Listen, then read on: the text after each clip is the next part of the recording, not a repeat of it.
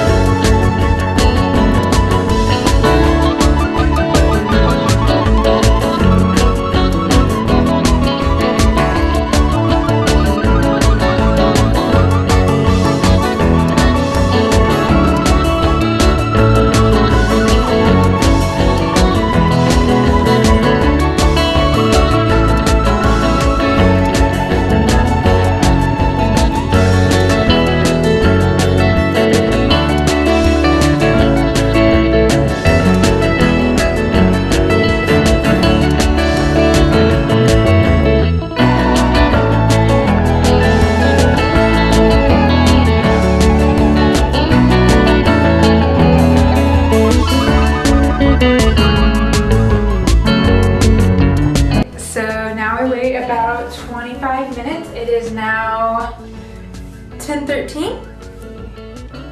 Actually, I'm gonna do 30 minutes because again, I do want it darker. So 30 minutes starts now. So it is pretty dark. I'm liking it.